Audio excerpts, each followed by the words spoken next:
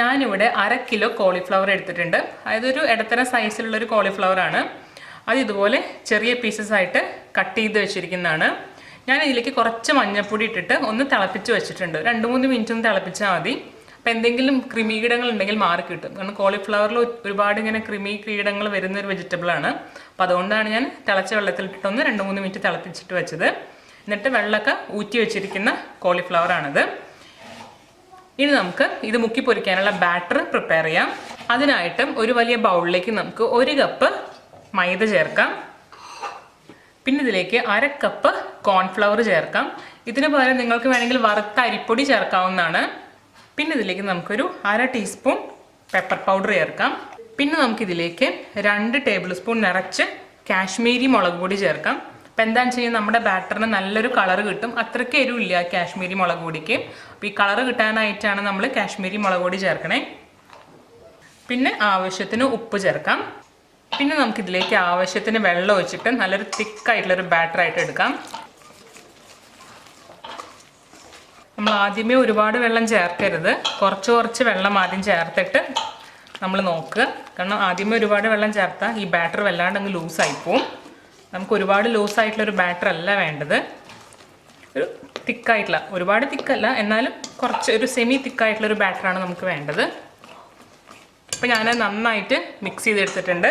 കണ്ടോ, ഈ ഒരു കൺസിസ്റ്റൻസിയിലാണ് എടുത്തിരിക്കണേ. ഇത് ഒരുപാട് ലൂസായി കഴിഞ്ഞാൽ നമ്മുടെ കോളിഫ്ലവർ ഇതിനകത്തേക്ക് ഇട്ടിട്ട് കോട്ട് ചെയ്തെടുക്കാൻ പ്രയാസമായിരിക്കും. അതുകൊണ്ടാണ് ഞാൻ പറഞ്ഞത് ഒരു സെമി തിക്കായിട്ടുള്ളൊരു ബാറ്ററാണ് നമ്മൾ എടുക്കാനായിട്ടെന്ന്.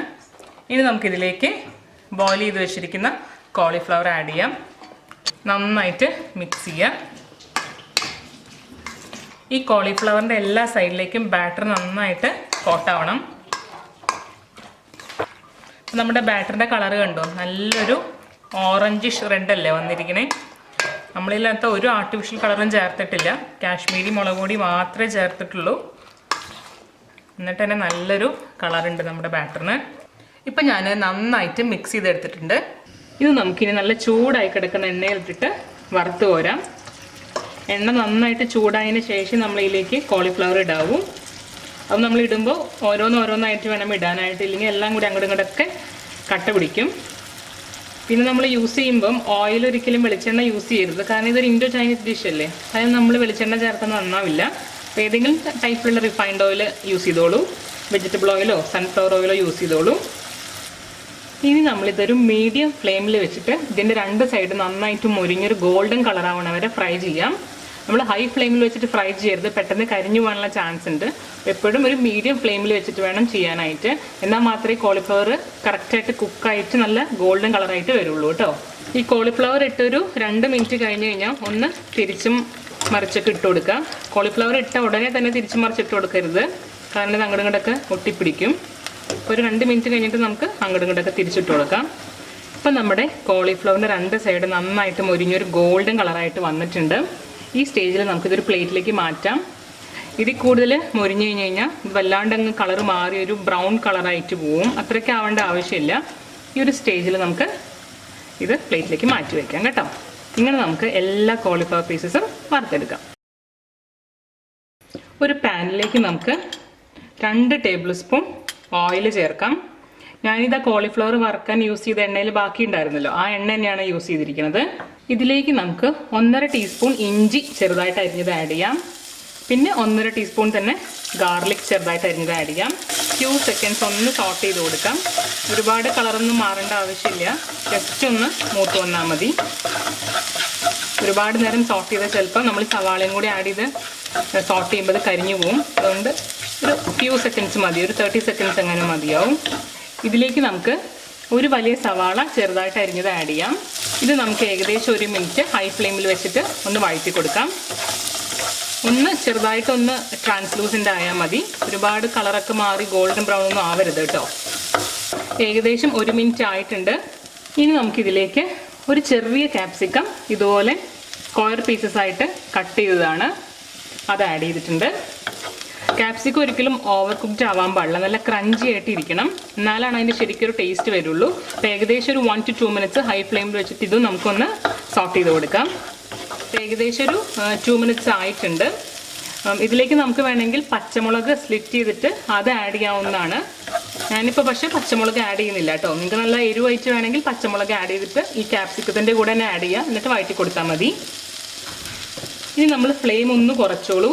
എന്നിട്ട് നമുക്കിതിലേക്ക് ഒരു 1.5 തൊട്ട് 2 ടീസ്പൂൺ വരെ കാശ്മീരി മുളക് പൊടി ചേർക്കാം. അപ്പോൾ നല്ല കളർ കിട്ടും നമ്മുടെ ഡിഷിന്. ഞാൻ മുമ്പ് നമ്മുടെ ബാറ്ററിന് ചേർത്തില്ലേ, അപ്പോൾ അതുപോലെ തന്നെ ഈ ഗ്രേവിക്ക് നല്ല കളർ കിട്ടാനായിട്ടാണ് ചേർത്തിരിക്കുന്നത്. പൊടിയുടെ പച്ചമണം ഒന്ന് മാറണം. ഏകദേശം ഒരു 1 to 2 മിനിറ്റ്സ് നമുക്കൊന്ന് ലോ ഫ്ലെയിമിലിട്ടിട്ട് സോഫ്റ്റ് ചെയ്ത് കൊടുക്കാം. അപ്പോൾ നമ്മൾ റെസ്റ്റോറൻറ്റ്സിലൊക്കെ പോയി കഴിക്കുകയാണെങ്കിൽ ഡെഫിനറ്റ്ലി അവർ റെഡ് കളർ ആഡ് ചെയ്യും. അതുകൊണ്ടാണ് റെസ്റ്റോറൻറ്റിൽ നിന്ന് കിട്ടുന്ന കറിക്ക് നല്ലൊരു റെഡ് കളർ വരുന്നത്. നമുക്കത് കഴിച്ച് കഴിയുമ്പോൾ കയ്യിൽ അറിയാൻ പറ്റും ആ കളർ ഇങ്ങനെ പിടിച്ചിരിക്കുന്നത് കാണാം.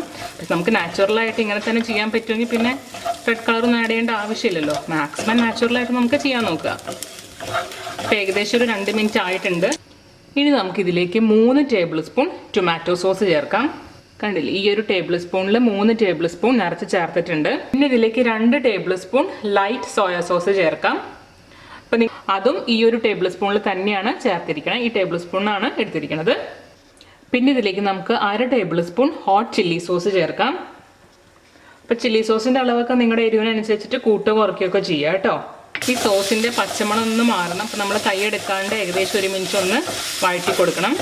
ഇനി നമുക്കിതിലേക്ക് 1 ടേബിൾ സ്പൂൺ കോൺഫ്ലവർ 1 കപ്പ് വെള്ളത്തിൽ കലക്കി ചെയ്ത് ആഡ് ചെയ്യാം. ഒന്ന് മിക്സ് ചെയ്ത് നന്നായിട്ട് കൊടുക്കുക. കട്ടയൊന്നും ഇല്ലാതെ വേണം മിക്സ് ചെയ്യാൻ. അത് ഇതിലേക്ക് ആഡ് ചെയ്യാം. ഇനി നന്നായിട്ട് തിളച്ച് ഈ സോസ് ഒന്ന് തിക്കായിട്ട് വരും. അതുവരെ നമുക്കൊന്ന് വെയിറ്റ് ചെയ്യാം. ഇടയ്ക്ക് ഒന്നിങ്ങനെ ഇളക്കി കൊടുക്കുക. ഇപ്പം തന്നെ കണ്ടില്ലേ, സോസ് ഇങ്ങനെ തിക്കായിട്ട് വരാൻ തുടങ്ങിയിട്ടുണ്ട്.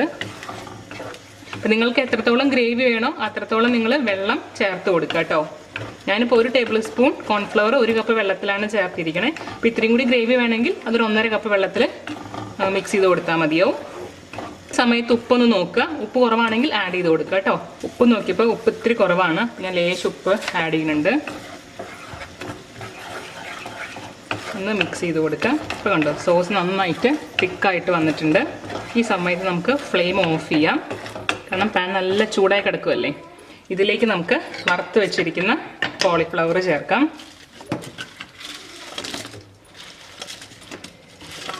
നല്ല ക്രിസ്പി ആയിട്ടുള്ള കോളിഫ്ലവർ ഫ്ലോററ്റ്സ് ആണ്. ഇപ്പോൾ നമ്മൾ ഈ കോൺഫ്ലവർ ചേർത്തിട്ടല്ലേ ഇത് വറുത്തെടുത്തത്, അല്ലെങ്കിൽ അരിപ്പൊടി. അപ്പോൾ അതുകൊണ്ടാണ് ഇങ്ങനെ ക്രിസ്പി ആയിട്ടിരിക്കണേ. നന്നായിട്ട് മിക്സ് ചെയ്ത് കൊടുക്കുക.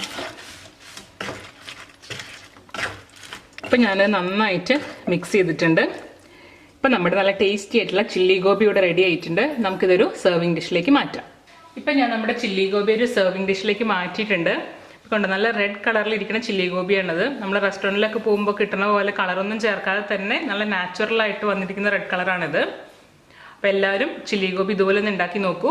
എന്നിട്ട് നിങ്ങളുടെ ഫീഡ്ബാക്കും സജഷൻസൊക്കെ എന്നെ അറിയിക്കൂ. ചാനൽ ഇതുവരെ സബ്സ്ക്രൈബ് ചെയ്യാത്തവർ സബ്സ്ക്രൈബ് ചെയ്യാനും മറക്കരുത്. സബ്സ്ക്രൈബ് ചെയ്യുമ്പോൾ അതിനടുത്തുള്ള ബെല്ലൈക്കണും കൂടി പ്രസ് ചെയ്താൽ നിങ്ങൾക്ക് എൻ്റെ ഫ്യൂച്ചർ റെസിപ്പീസിൻ്റെയൊക്കെ നോട്ടിഫിക്കേഷൻ കിട്ടും.